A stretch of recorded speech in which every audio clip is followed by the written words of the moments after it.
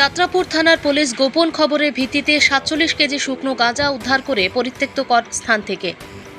তবে এই নেশাদ্রব্যের মালিক কে বা কারা এই নিয়ে এখনও নির্দিষ্ট কোনো সন্ধান পুলিশ পায়নি, তবে সন্ধান চলছে।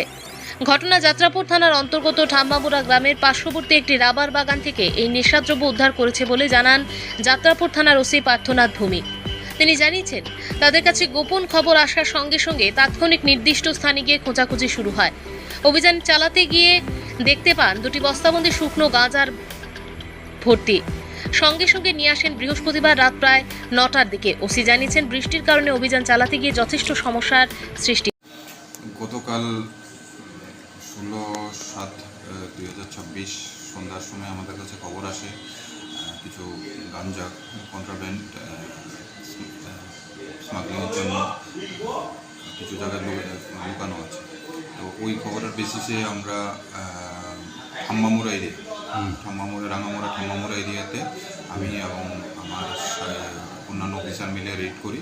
সেখানে 2টা বস্তা পাই। 2টা বস্তা আছে, টোটাল 47 কেজি গাঁজা পাওয়া যায়, শুকনো গাঁজা। এবং এগুলো আমরা সিজ করি এবং আজকে আমরা কোর্টে ফরওয়ার্ড করি। এটা গোপন খবরের ভিত্তিতে, এটা গোপন খবরের ভিত্তিতে অভিযান অন্য এক মহিলার বাড়িতে অভিযান চালাচ্ছিলেন, এটা ঠিক নেই। বিভিন্ন জায়গায় আমরা ইনফরমেশন ছিল, কিন্তু অনেক জায়গায় সার্চ করি কিন্তু সব জায়গায় পাইনি। তো আমরা ওই একটা রাবার বাগান ওখানে লুকানো ছিল, ওই বাগানে আমরা